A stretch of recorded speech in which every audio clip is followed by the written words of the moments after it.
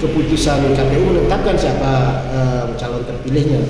Oleh karenanya kita harapkan hadir ke TPS tanggal 9 Desember 2020, gunakan hak pilih Anda, tentukan pilihan Anda sesuai dengan hati nurani masing-masing. Kalau Anda sudah lapar, ingat nasi dan ikan pepes. Kalau sudah terdaftar, eksekusi nanti di TPS.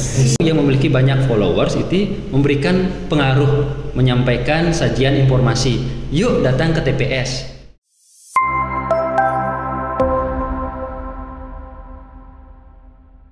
Pemirsa Legal TV, kembali lagi dalam acara Legal Podcast. Semoga pemirsa selalu dalam keadaan yang sehat. Seperti yang kita ketahui, pemilihan kepala daerah atau pilkada tahun 2020 dilaksanakan secara serentak di masa pandemi COVID-19. Ada 270 daerah di Indonesia yang menyelenggarakan pilkada pada tahun ini. Khususnya di Bali, ada 6 kabupaten kota yang menyelenggarakan pilkada, yaitu Kota Denpasar, Kabupaten Tabanan, Kabupaten Jemberana, Kabupaten Bangli, Karangasem, dan juga Kabupaten Badung.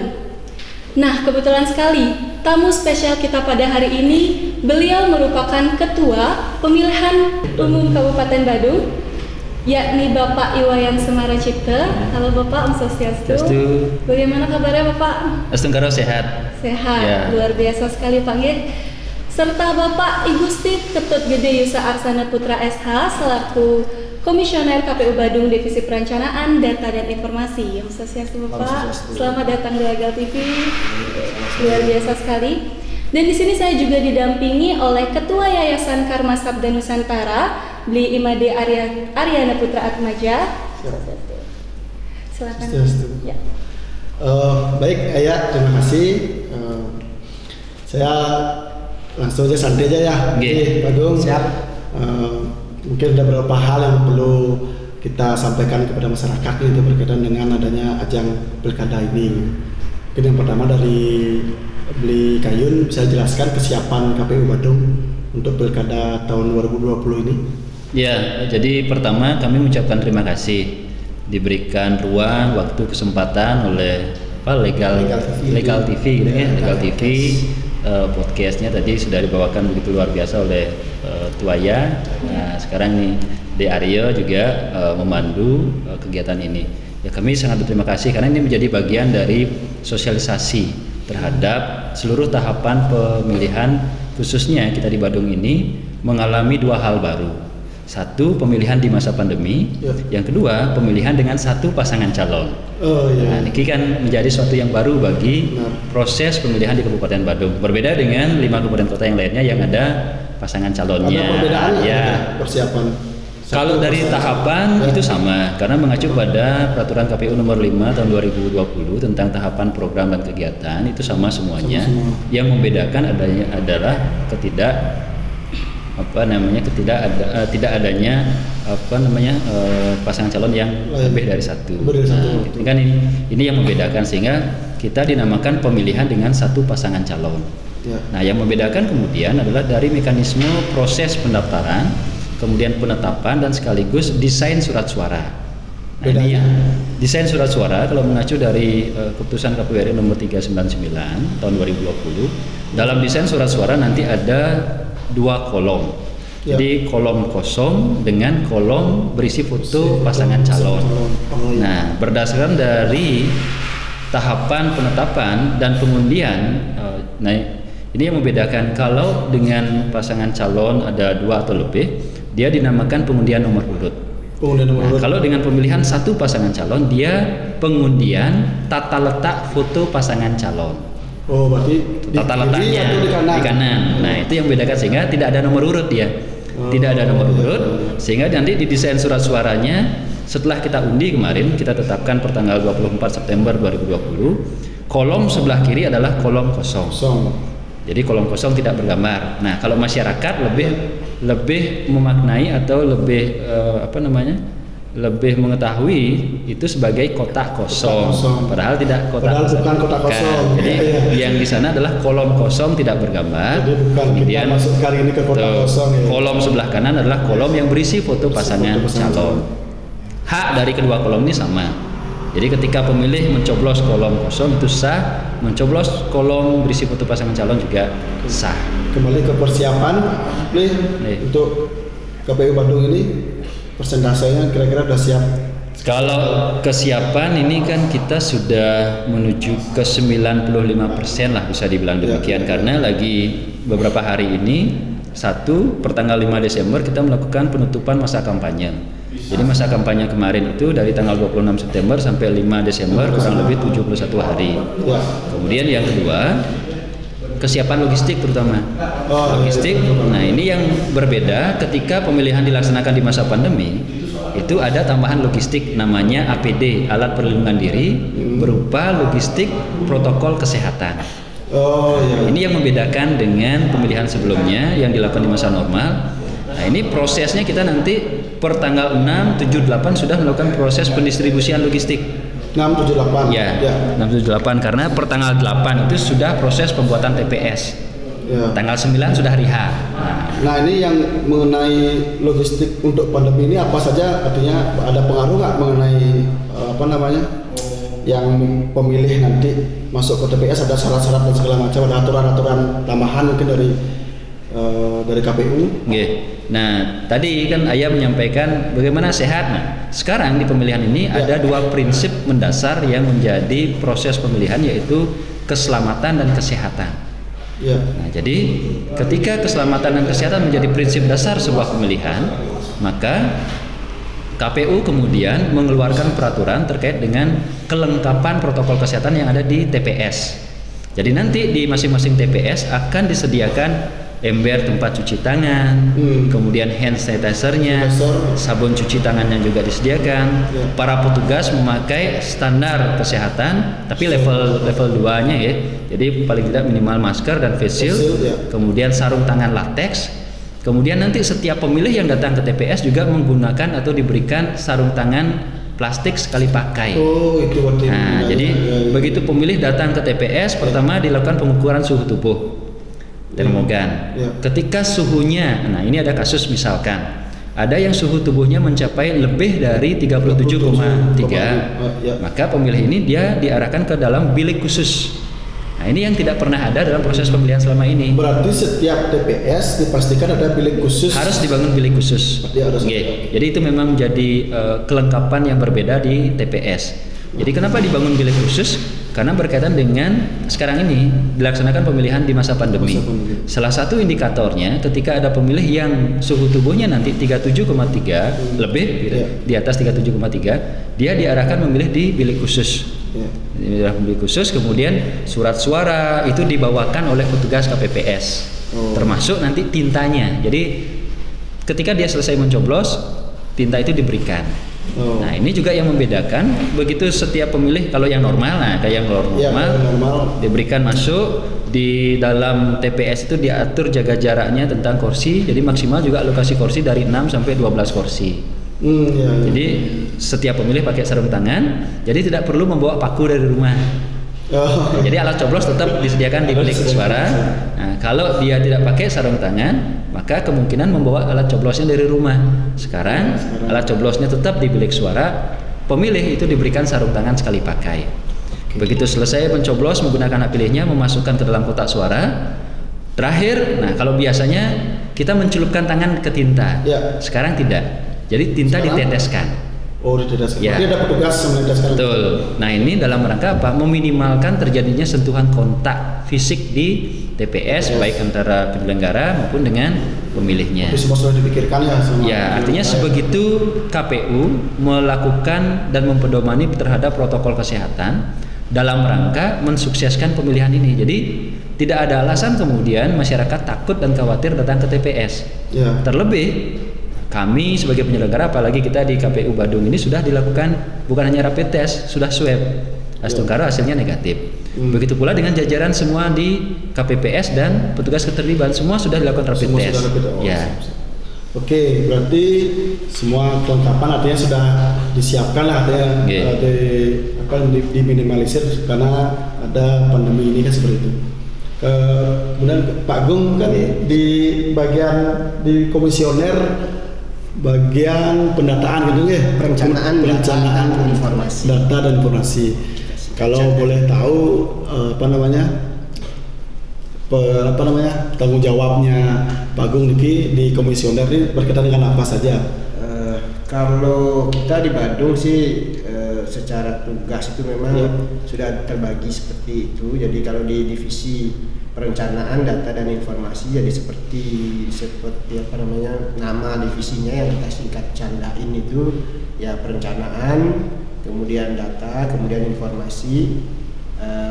Ada subbagian yang memang mengurus itu. Kalau subbagiannya namanya program dan data. Jadi kami di komisioner dalam hal mengasistensi sebetulnya teman-teman di sekretariat itu lebih bertugas kepada mengambil kebijakan-kebijakan strategis ketika misalnya di sementara ini di persoalan pendataan pemilih itu misalnya kadang-kadang teman-teman sekretariat kan tidak berani mengambil kebijakan-kebijakan strategis kalau terjadi sesuatu di misalnya di coklit itu misalnya.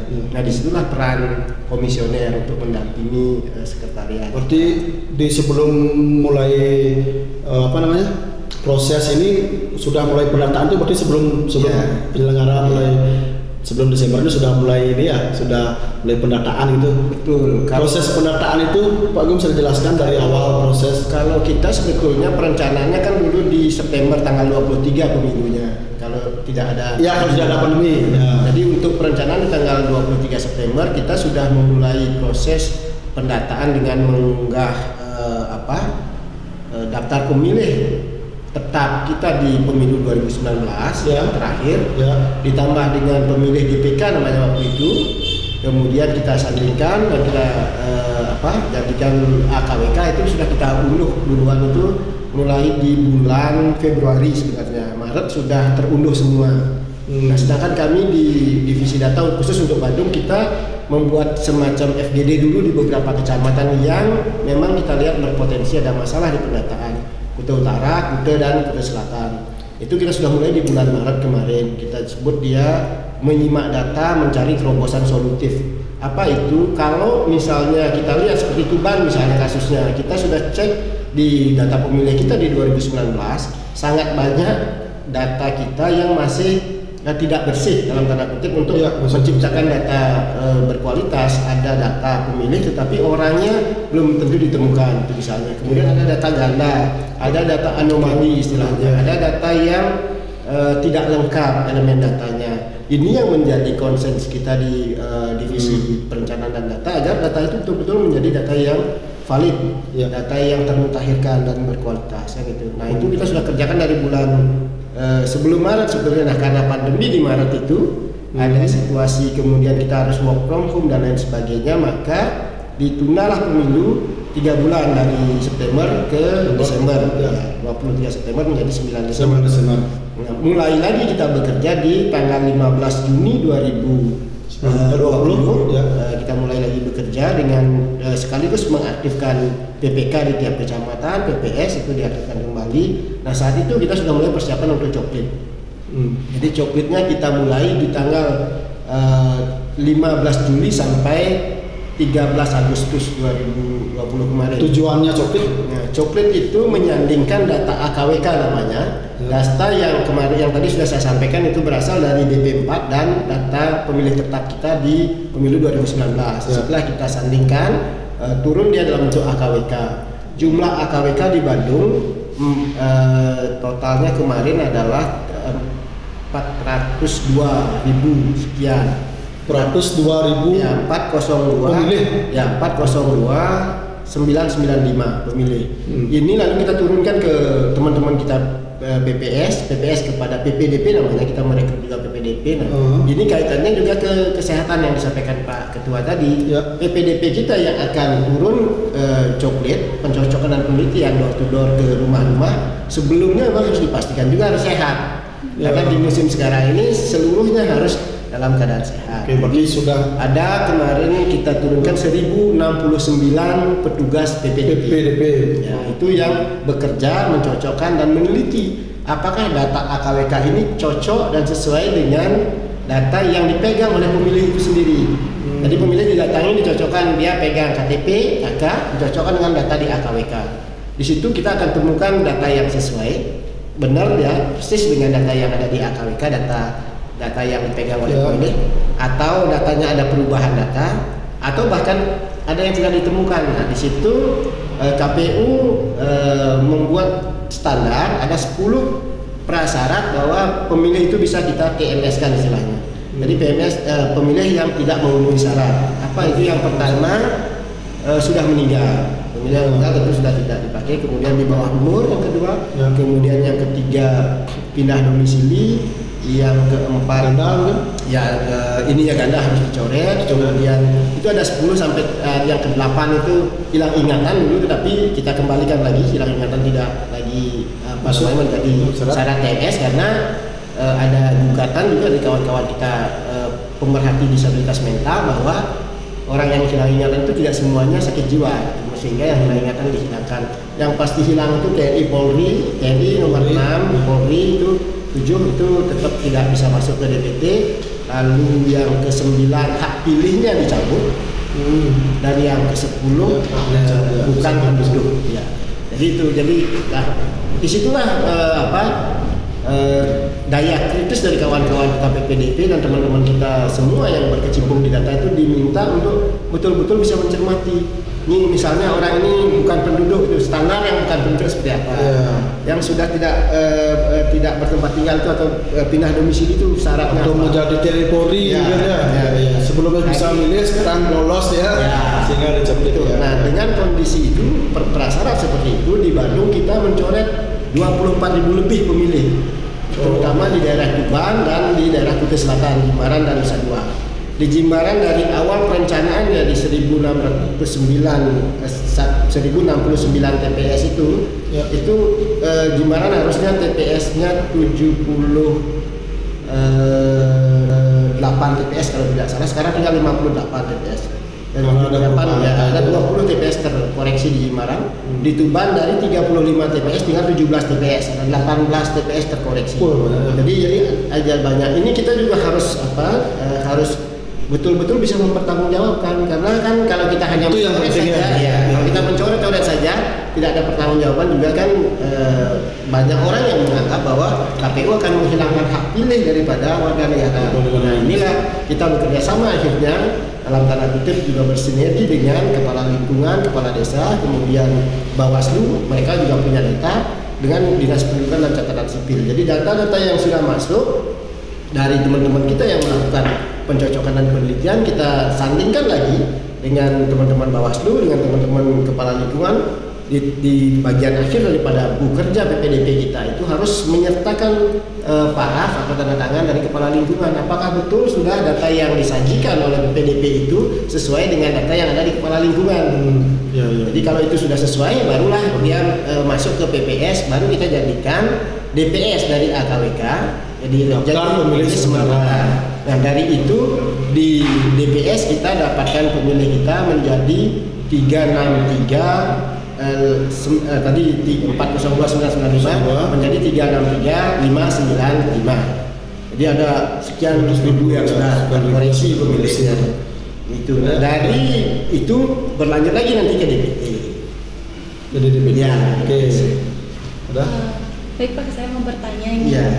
Semisal saya ini seorang pemilih pemula begitu kan, dan waktu coblos itu saya lagi nggak ada di rumah dan nama saya tidak ada di daftar pemilih tetap. Nah, jadi bagaimana itu? Apakah hari H masih bisa datang untuk menggunakan hak pilih atau bagaimana?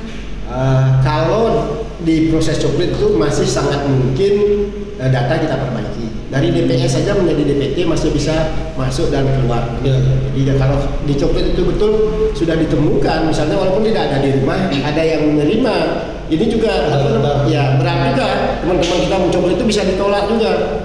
Ditolak oleh yang orang rumah karena dia takut kedatangan tamu kan. Ya ada situasi. Nah itulah kami dalam hal ini selaku anggota di Kabupaten Badung, anggota Cabu Badung bersama jajaran menyampaikan terima kasih yang sebesar-besarnya. Setiap ada kesempatan saya selalu sampaikan bahwa kami berterima kasih teman-teman coklat itu berjuang luar biasa. PPDP itu ada yang ditolak, Pak, atau ada yang digigit anjing, ada macam-macam, ada yang mau ditemui, banyak fenomena sekali fenomena PPDP. Nah, kalau memang masih bisa. Artinya ketika ya misalnya ada petugas PPDP yang datang ke rumah diterima oleh keluarga, itu pasti sudah masuk katanya. Ya dari kakak bisa dibaca semua, ada apa namanya, ada yang penting itu NKK, NIK dan nama. Nah itu yang nanti yang dimasukkan ke dalam data pemilih terbarunya. Mungkin di kalau masuk dia akan masuk di DPS. Nah kalau kejadiannya waktu DPS pun belum masuk, tetapi kita sudah tahu didaftarkan di DPS, di DPT pasti akan masuk. Nah kalau sampai di DPT belum ada namanya, pemilih pemula mungkin karena tidak terlalu care dengan situasinya, nanti di saat pemilu yang terpenting sudah punya KTP Badung. Jadi kalau sudah punya KTP atau suket, dia akan hadir dengan pemilih tambahan DPTB namanya. Menjadi pemilih tetapi dengan tambahan menunjukkan KTP elektronik Kabupaten Badung, di mana KTP-nya itu dikeluarkan. Artinya apa? Misalnya saya itu KTP-nya di Sempidi itu misalnya, tidak boleh dipakai memilih di Kute. Jadi dia harus menunjukkan di Sempidi, hadir setelah jam 12. Itu kita catatkan nanti di dalam pemilih DPTB namanya. Gitu. Oke, makasih penjelasannya Pak Ibu. Kembali lagi ke Bli Wayan ini. Untuk kesiapan KPU mengenai dalam perjalanan mengenai ada proses kecurangan pemilu kan banyak ini, kadang-kadang itulah jadikan alasan bagi kontestan seperti itu. Untuk meminimalisir dari KPU ada cara atau yang perlu dipersiapkan lah, karena kan proses kesuksesan KPU ini kan terselenggaranya dengan baik proses itu. Oke. Terima kasih Aryo. Sebelum ke sana, Tiang mau melengkapi yang disampaikan Ko Haji Yusa, Jadi pertanyaannya itu yang ini menarik. Nah, harus dipahami ada 3 kategori pemilih. Satu, pemilih dalam DPT, daftar pemilih tetap. Jadi daftar pemilih tetap ini adalah pemilih-pemilih yang tadi disampaikan dia melalui sebuah proses pemutaran data pemilih. Jadi dari awal DP4 potensialnya itu kemudian menjadi daftar pemilih sementara.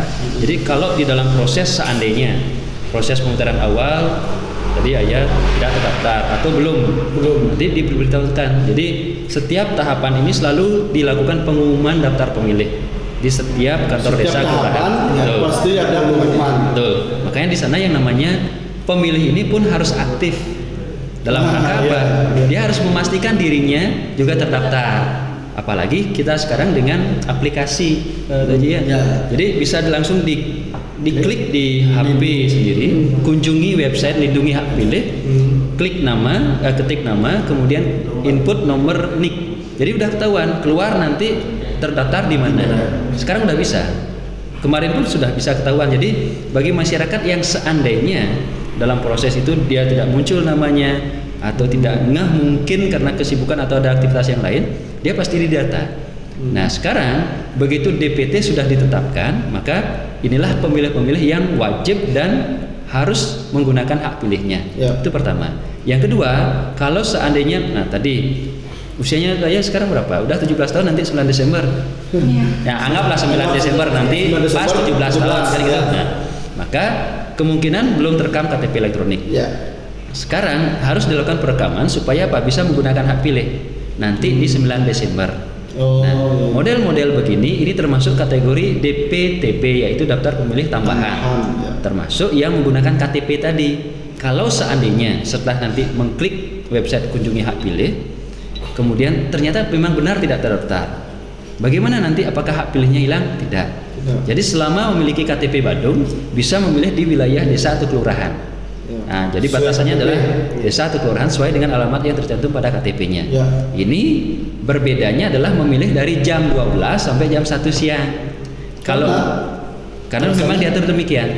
Jadi skala prioritas pemilih DPT dari jam 7 sampai jam 1. Kemudian yang menggunakan tambahan tadi, penggunaan KTP yang tidak tercantum namanya dalam DPT, dia hanya bisa menggunakan hak pilihnya dari jam 12 sampai jam 1 dan selama surat suara masih tersedia. Yang ketiga ada yang namanya DPPH, yaitu daftar pemilih pindahan.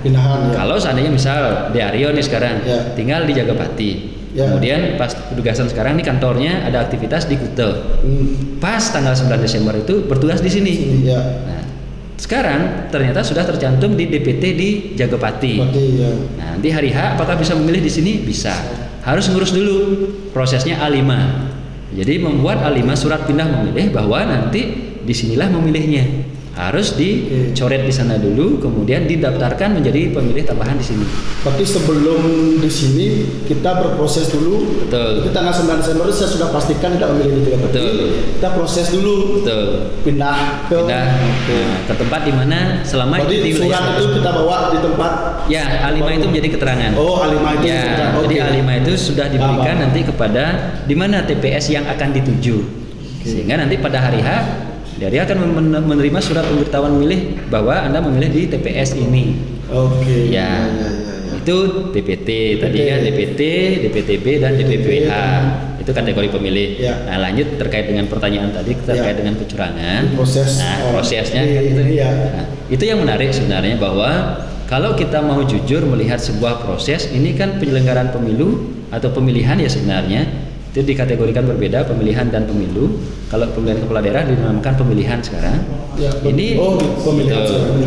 Jadi pilkada itu sudah dihilangkan kata pilkada ya. Jadi pemilihan dia. Pemilihan serentak sekarang ini dengan 270 daerah. Nah, dalam konteks itu KPU benar sebagai penyelenggara. Ya. Kemudian ada proses yang namanya pengawasan dari lembaga yang bernama Bawaslu. Ada juga kemudian dalam konteks lembaga yang lain mengikat dan mencermati perilaku orang per orang dari komisioner, yaitu DKPP, kode etiknya ini. Jadi sebegitu ada penyelenggara yang mengawasi, terlebih kemudian masyarakat yang memang ingin proses penyelenggaraan ini itu dilakukan secara jujur, terbuka dan sebagainya. Ayo bantu kami dalam proses pengawasan.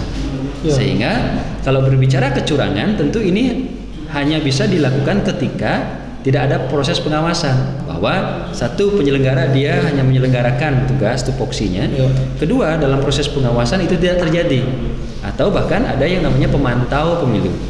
Pemantau pemilu itu dari pemantau pemilu ini dia bisa berasal dari unsur komunitas, kelompok LSM yang mendaftarkan ke dirinya ke KPU.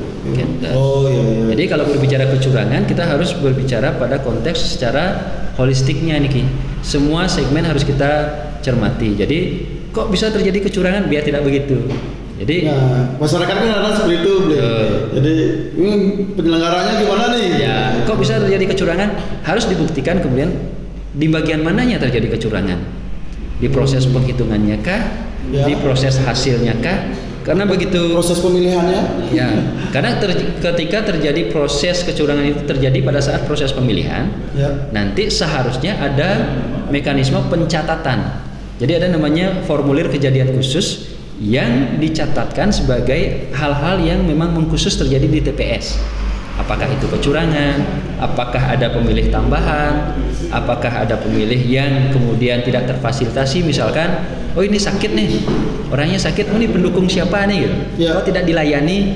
Nah ini yang perlu juga diketahui bahwa proses pelayanan kepada pemilih yang di luar TPS itu hanya bisa dilakukan ketika disetujui oleh saksi dan pengawas. Jadi tidak serta-merta dia kasihan nih sakit langsung dilakukan penyembuhan, tidak. Jadi atas persetujuan saksi dan pengawas. Oke, berarti ada kejadian khusus bisa dicatatkan. Seandainya dalam proses pemilihan itu dianggap ditemukan ada kecurangan, itu ada proses lebih lanjut.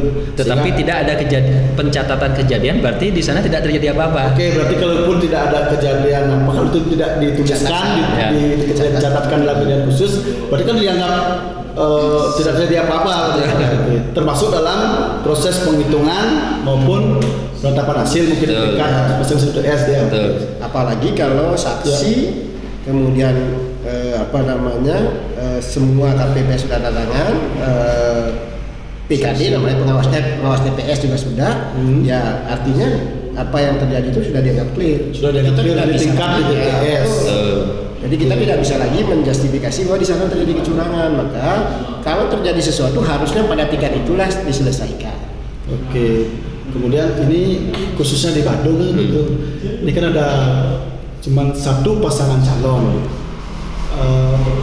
berarti potensi itu sama berarti ya seperti setiap sama. Artinya kecurangan mungkin atau bukan kita lihat kecurangan ya, kita proses itu ada permasalahan misalnya itu setiap daerah itu sama. Nah, kemudian apakah ada perbedaan dengan satu pasangan calon ini atau lebih biasa lah karena kita satu kan itu ada perbedaannya kira-kira?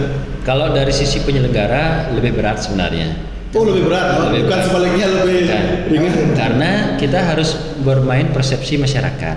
Sebagai penyelenggara, misal kita di 2015 kami membuat tagline atau slogan Nayakutama Prayojana, artinya memilih pemimpin mulia. Ya. Nah, ketika sekarang kata pemimpin itu diasosiasikan kepada satu pasangan calon, tentu ini menjadi pertanyaan.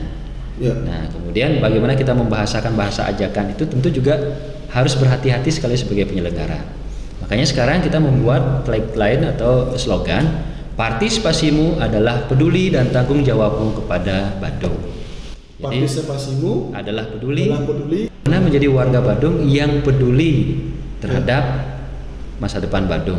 Ya salah satunya dengan datang ke TPS menggunakan hak pilih. Itu kan hak itu. Ya. Ini yang sering terlupakan ketika kemudian dia sudah punya hak tetapi tidak menggunakan haknya, tetapi menuntut malah lebih banyak itu. Artinya KPU bukan maunya KPU satu pasangan calon seperti itu mau di. Nah, proses ini yang harus dipahami oleh masyarakat bahwa mekanismenya adalah untuk di Badung sendiri karena ini berkaitan dengan persyaratan calon. Ya. Nah, syarat calon adalah ada mekanismenya dua, yaitu pertama calon perseorangan atau melalui independen, jadi pengumpulan KTP. Ya. Ini tidak terjadi. Ya. Yang kedua adalah pengusulan calon melalui mekanisme partai atau gabungan partai politik. Ya. Ketika diusulkan oleh partai politik di Badung ini karena jumlah kursinya adalah 40, maka minimal syaratnya adalah 20% dari jumlah kursi yang ada di DPRD. Ya. Berapa 20%-nya itu 8. Nah, sekarang melihat komposisi kursi di partai ini. Ya. Partai politik yang memiliki kursi di DPRD Kabupaten Badung, Partai PDI Perjuangan 28. Golkar 7. Demokrat 2, Gerindra 2, Nasdem 1, total 40. Artinya kalau melihat dari syarat bahwa minimal memiliki 8 kursi, hanya PDI Perjuangan saja yang memiliki hak untuk mengajukan pasangan calon sendiri. Nah, Golkar bisa dengan gabungan yang lainnya. Realita politik yang terjadi di Badung adalah Partai PDI Perjuangan, Golkar, dan Demokrat ini 37 kursi mengusulkan satu pasangan calon sehingga tidak ada lagi yang bisa mengajukan pasangan. Bukan dari KPU yang mengarahkan bahwa satu posisi KPU hanya sebagai penyelenggara yang menerima usulan dari partai politik. Itu bukan usul KPU, berarti kan itu. Makanya ini yang perlu dipahami ketika kemudian KPU menetapkan peserta pemilihan. Nah, jadi kan tadi peserta pemilihan ada dua tuh, dari independen maupun dari partai politik. Sekarang ketika ditetapkan dengan satu pasangan calon, ya inilah yang dinamakan peserta yang hak-haknya melekat di sana. Apa hak-hak dari peserta? Fasilitasi terhadap APK, alat peraga kampanye, baliho, spanduk, kampanye, debat dan lain sebagainya. Nah, ini termasuk penayangan iklan. Banyak kemudian pertanyaan, terus kolom kosongnya bagaimana? Kan bukan peserta. Ini dampak dari realita politik ketika ditetapkan satu pasangan calon. Karena itu konsekuensinya ya. Berarti lebih berat lah menentukan karena seolah-olah KPU di persepsi masyarakat ya, kita meluruskan persepsi masyarakat. Karena kita ini sesuatu yang baru itu, misal sekarang kita di masa pandemi, kita dipaksa untuk menggunakan masker, jaga jarak, cuci tangan dan sebagainya. Begitu pula di awal-awal dulu ketika dipaksa kita harus mematuhi peraturan lalu lintas, pakai helm dan lain sebagainya. Itu kan semua hal-hal baru yang kita harus beradaptasi dengan perubahan ini. Nah, perubahan-perubahan inilah yang memang harus kita lakukan ketika sekarang dengan pemilihan satu pasangan calon. Ini kan sesuatu yang baru juga. Bagaimana memberikan informasi yang baru ini, tentu ini tantangan. Bagaimana strateginya, bagaimana teknisnya, bagaimana metodenya, polanya seperti apa. Nah, ini yang menjadi tantangan dari KPU ya. Dari sebelum-sebelumnya. Mungkin pemilihan sebelumnya biasa karena kita sebagai penyelenggara saja gitu. Tantangannya karena satu, sehingga persepsi masyarakat akan kita jelaskan lah biar meluruskan persepsi masyarakat seperti itu. Oke, sangat menarik ini. Nah, kemudian mungkin dari Pak Gung Yusuf dan kemudian dari setelah pemuktahiran data itu tahapan-tahapan selanjutnya setelah proses itu tanggung jawab KPU lagi sampai di mana sih Pak? Kalau di data pemilih kerjaannya lah ya. Kalau di data pemilih kerjaan kita tidak berhenti sebetulnya. Ya, dari begitu AKWK menjadi DPS, kita seperti tadi sudah dijelaskan oleh Pak Ketua bahwa sebetulnya prinsip daripada penyelenggaraan pemilu itu kepada masyarakat adalah stelsel aktif istilahnya. Jadi masyarakat sebagai subjek di dalam pemiluan itu harus aktif melihat posisi dirinya dalam tanda kutip legal standingnya menjadi pemilih itu seperti apa. Sekarang syaratnya pemilih kan harus warga negara Indonesia. Kalau Badung harus Kabupaten Badung memiliki KTP elektronik atau paling tidak suket, karena pemilih itu harus menunjukkan itu. Nah, ketika dia belum punya, harusnya dia sudah dengan kesadaran sendiri melakukan perekaman dan lain sebagainya, atau mencari informasi paling tidak bagaimana cara perekaman. Misalnya seperti tadi dicontohkan, saya baru berusia 17 tahun nanti tanggal 9 Desember.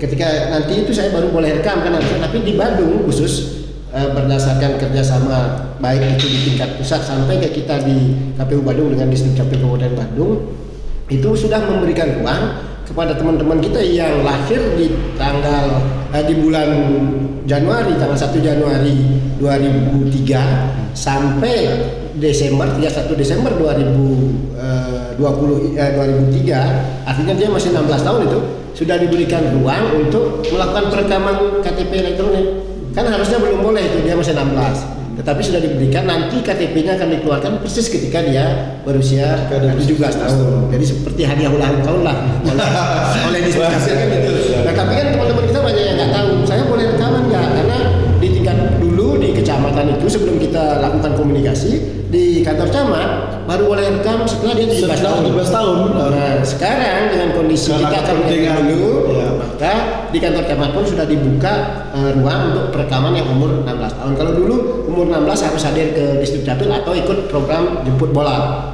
Itu istilahnya, dia ikut program jemput bola baru boleh pakai perekaman yang polanya 16 tahun nanti akan dikeluarkan. Itu sekarang kita sedang berkomunikasi dengan Dinas Kependudukan dan Catatan Sipil di dalam DPT kita. Itu kan walaupun dia nanti 9 Desember, kalau di DPT dia sudah masuk, kalau sudah tercatat di KK-nya. Nah, nanti supaya dia bisa perekaman kita sudah catatkan. Dan terakhir yang kita dapatkan, sandingkan seluruh data kita berjenjang, ini sandingannya dari Badung sampai ke RI, masih 200 orang pemilih di dalam DPT kita yang belum merekam KTP elektronik. Dari awalnya 2.408, kemudian kita sandingkan lagi tersisa 1.177, lalu turun lagi menjadi 1.047, turun lagi 912, turun lagi 856, turun lagi 607, sekarang tinggal 200. Artinya ini kerjasama kita dengan Distrik Capil sudah luar biasa, agar yang di dalam DPT paling tidak itu semua terekam KTP elektronik. Jadi sudah melakukan perekaman. Nah, berjalannya data itu tentu juga memerlukan fokus kita untuk menggarap data menjadi data yang betul-betul berkualitas. Supaya apa? Boleh saja misalnya seperti pemilu-pemilu sebelumnya, data kita banyak tetapi orangnya tidak ada. Juga jadi ada banyak hal yang terlalu mubazir. Misalnya itu akan berpengaruh kepada logistik, pencetakan surat suara, jumlah TPS dan lain sebagainya. Kita ambil contoh saja di Tuban. Kalau kita tidak mentakhirkan datanya, kita buat 35 TPS. Tetapi setelah kita pahami betul dan dipantengin datanya kita dapatkan, hanya tersisa 17 TPS. Jadi kita sudah efisiensi dan 18 TPS. Jadi itu kemana-mana arahnya, sehingga data itu di dalam yang menjadi sangat penting di dalam kancah nasional. Kita sebut divisi data adalah darahnya pemilu. Kalau datanya bagus, kalau datanya bagus, darahnya segar, maka pemilunya akan berjalan dengan baik. Kan sehat tentunya, sehat dari segi efektif, efisien dan lain sebagainya. Tentu data sangat memegang peran. Di samping memang semua komponen itu memang mempunyai hal yang posisi yang sangat penting. Misalnya di teknis itu dia sebut jantungnya pemilu. Kalau di pengawasan itu disebut selimutnya KPU gitu. Jadi ada ada sebutan-sebutan yang memang kalau kita rasakan pekerjaan kita ya seperti itu. Kalau teknis misalnya tidak siap ya jantung berhenti, pemimpin tidak bisa gitu. Apalagi Pak Ketua kalau sampai tidak siap, makanya beliau harus tetap sehat. Awal ini harus dari seluruh kegiatan dan seluruh tahapan. Saya kira itu yang penting, dan sekarang kita sedang pada posisi seperti disampaikan tadi, sampai tanggal 4 besok kita meminta data dari rumah sakit, Polsek, Polres, supaya yang pindah memilih karena bertugas itu kita bisa dapatkan datanya, karena kita yakin betul kalau kita serahkan kepada pemilih walaupun stelselnya aktif, mereka jarang sekali mau mengurus A5. Saya pindah memilih ya maunya pokoknya sudah difasilitasi. Nah sekarang kalau datanya sudah ada, kita buatkan A5-nya.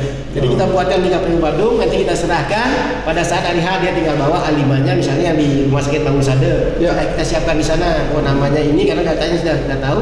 Jadi dia tinggal melakukan hak pilihnya. Jadi seperti informasinya sangat baik sekali. Berarti kan ada pemilih yang sedang bekerja, mungkin sudah dipastikan sudah ada jadwal yang bekerja. Betul. Karena tidak ada, walaupun libur bersama ya, karena ada rumah sakit mungkin kan, kepolisian tetap kan melaksanakan tugas negara seperti itu.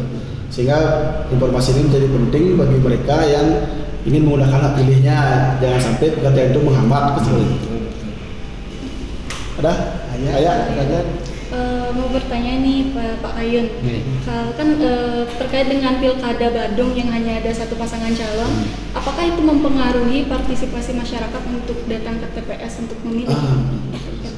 Biasanya kan banyak persepsi masyarakat juga cuma satu pasangan calon gitu aja kan, nggak usah lah saya datang gitu. Itu gimana itu Pak? Nah memang tantangan awal informasi seperti tadi itu menarik, bahwa kemudian banyak masyarakat yang berpikir ini kan satu pasangan calon, apakah tidak langsung ditetapkan oleh KPU? Ternyata tidak. Makanya dari desain surat suara itu yang menentukan bahwa ternyata sekarang dengan desain surat suara ada kolom kosong, kemudian kolom foto pasangan calon, hak dari kolom ini sama. Jadi ketika masyarakat datang ke TPS, mencoblos kolom kosong itu sah, mencoblos kolom dengan foto pasangan calon sah. Kemudian mekanisme nanti adalah berkaitan dengan penghitungan suara sahnya, itu pemenangnya. Nah termasuk kemudian bagaimana menentukan pemenang ini, dia harus mendapatkan perolehan suara lebih dari 50%. Jadi ketika pasangan calon dengan kolom yang berisi foto pasangan calon itu mendapatkan perolehan suara lebih dari 50%, maka KPU Kabupaten Kota, kami di KPU Badung menetapkan sebagai pasangan calon terpilih untuk nanti dilantik. Bagaimana kalau kemudian kolom kosongnya yang mendapatkan lebih dari 50%? Maka seperti kejadian di Makassar. Itu kemudian KPU Kabupaten Kota, kami harus berkoordinasi dengan KPU RI, dan KPU RI berkoordinasi dengan Kementerian yang urusan dalam negeri untuk melakukan penunjukan penjabat dan menetapkan pemilihan serentak di periode berikutnya, yaitu di tahun 2024. Itu konsekuensinya ketika apakah kolom yang berisi foto pasangan calon yang mendapatkan suara lebih banyak atau lebih dari 50% atau kolom kosongnya. Nah kembali pada tingkat partisipasi, ya inilah tantangan kami, bahwa di masa pandemi ini kami kemudian merubah atau membuat bahasa ajakan itu, partisipasimu adalah peduli dan tanggung jawabmu sebagai warga Badung. Jadi partisipasimu adalah peduli dan tanggung jawabmu kepada Badung. Jadi sama seperti ayah warga Badung misalkan berKTP Badung bagaimana kemudian sebagai orang Badung memiliki rasa kepedulian, memiliki rasa tanggung jawab terhadap masa depan Badung ini, ya harus datang ke TPS menggunakan hak pilih, hak yang melekat gitu. Nah itu dia. Nah kemudian terkait dengan partisipasi, kembali kepada satu yang kami sudah usahakan adalah melakukan sosialisasi semua segmen. Yang untuk anak-anak muda misalkan kita buatkan lomba poster, ada lomba foto berkaitan dengan bagaimana mereka membangun pride-nya. Mereka harus bangga sebagai pemilih. Ini saya sudah terdaftar sebagai pemilih, nih saya punya hak pilih. Nah, apalagi yang tadi usia 17 tahun dapat KTP, hadiah Sweet 17-nya kan nyoblos pertama kali gitu. Nah ini. Dan yang kedua adalah segmen pemilih perempuan. Apalagi ibu-ibu PKK, kemarin kita membuatkan nama kegiatannya adalah ngerujak. ngerumpi sambil jaga jarak. Nah, ayo buat ngeroja, apa tuh ngerumpi sambil jaga jarak. Jadi memang pesertanya ibu-ibu PKK. Kita buatkan pola-pola sosialisasi. Ada juga dari ngaji membuat namanya polanya sergap, serius garap pemilih. Jadi langsung nih memastikan di rumah-rumah itu sudah tertempel tak stiker terdaftar sebagai pemilihnya. Bagi yang belum dicari lagi. Nah, bagi yang sudah, kemarin kita juga sempat buatkan lomba-lomba ngaji dan kita keluarkan dari dana pribadi untuk memberikan apresiasi bahwa mereka, ayo Pak, ini mereka bekerja dan bukan bekerja dalam yang terpenting di masa pandemi ini kan kita bekerja dengan penuh keriangan, dengan penuh kegembiraan supaya imun tubuh kita sehat. Itu. Jadi ini fungsinya sebenarnya ketika kita mengharapkan partisipasi, apalagi kami di Badung, di KPU Badung menetapkan partisipasi 85%. Tinggi. Ya, kami harus tetap optimis karena itu target di awal sebelum masa pandemi ada. Apakah di masa pandemi ini berkurang? Nah, kita lakukan upaya-upaya itu dan tidak berdiam diri, itu kata kuncinya. Jadi kita harus tetap bergerak, melakukan perubahan-perubahan dalam rangka memastikan target kita tercapai. Oke, sudah terjawab berarti kan? Tingkat partisipasi, kemudian kan ketika setelah pemilihan ada proses penghitungan, kemudian penetapan. Dan kemudian dari proses penetapan ini kan berarti kan karena tadi beli kayak mengatakan ada hak yang sama antara kotak kosong sama paslon kontestan pilkada. Kemudian berarti ada hal yang sama juga mengenai proses ketika dianggap terjadi kecurangan, kemudian ada persentase untuk maju ke Mahkamah Konstitusi misalnya ke jalur hukum itu, kira-kira bagaimana itu? Ini kan sekali lagi terkait dengan satu pasangan calon. Kalau yang melakukan gugatan, nah ini kan proses menggugat nih ketika terjadi kecurangan dan sebagainya, hanya bisa dilakukan oleh peserta. Sekarang pesertanya siapa? Hanya satu pasangan calon. Makanya keunikan di satu pasangan calon ini adalah ketika terjadi kecurangan dan siapa yang berhak melaporkan adalah pemantau. Pemantau sebuah lembaga atau apa yang mendaftarkan dirinya ke KPU. Itu. Nah itu dia. Masyarakat biasa apakah bisa tidak bisa melaporkan kejadian itu ke Bawaslu? Ini tindaknya berbeda lagi. Prosesnya berbeda karena Bawaslu baru menindaklanjuti ketika apakah dia menemukan sendiri menjadi temuan atau ada laporan. Itu yang menjadi sedikit perbedaan ketika pemilihan dilakukan dengan satu pasangan calon. Oke. Terakhir nih dari Pak Gung kemudian lanjut langsung ke Lekayun. Mungkin ada pesan-pesan kepada masyarakat, kemudian harapan mengenai pilkada ini. Pemilihan serentak ini di tahun 2020 karena tadi sudah dibilang bahwa pilkada ini sudah diganti dengan pemilihan gitu dari Pak Gulu kemudian dari Lekayun untuk masyarakat Badung terutama.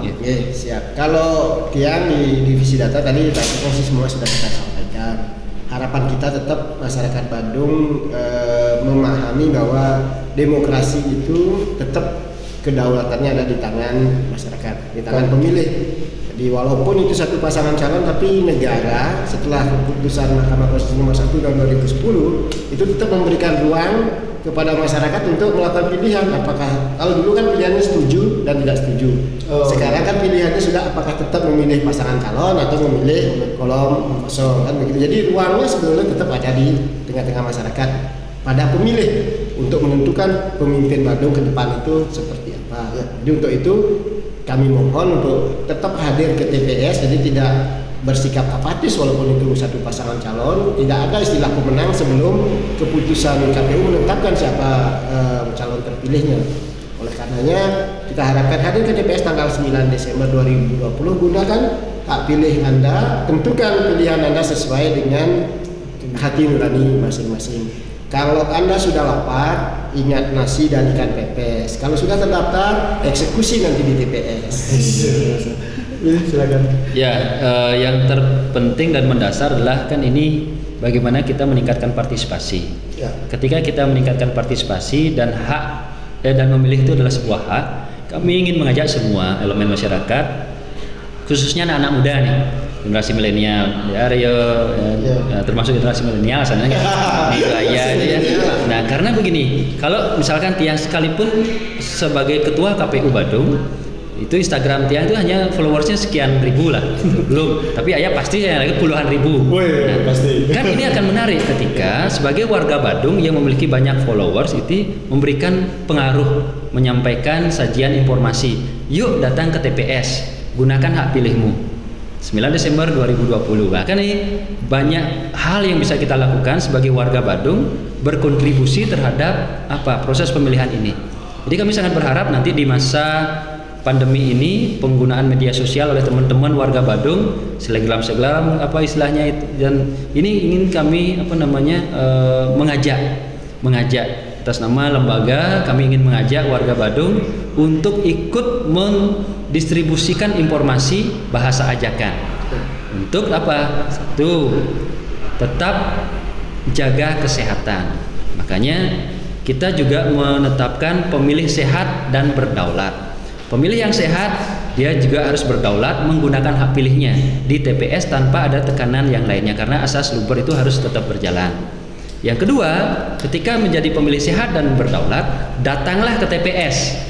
Ikutlah berkontribusi terhadap pembangunan Badung ini dengan datang ke TPS 9 Desember 2020. Gunakan hak pilihmu karena partisipasimu adalah peduli dan tanggung jawabmu kepada Badung. Baik, sangat luar biasa sekali KPU Badung walau dalam pandemi seperti ini bisa tetap menjalankan pilkada dengan menjalankan protokol kesehatan. Nah, itu dia tadi wawancara eksklusif bersama Ketua KPU Badung dan Komisioner kepada Bapak Kayun dan Bapak Agung Yuse. Terima kasih telah meluangkan waktu untuk hadir di Legal TV. Jadi untuk sahabat Legal TV, jangan lupa untuk mempergunakan hak pilihmu pada tanggal 9 Desember 2020 karena pemilih sehat, negara kuat. Saya Cynthia Aliandi dan Dwi Made Ariana pamit undur diri, sampai jumpa di episode Legal TV selanjutnya. Terima kasih. Om Santi. Santi.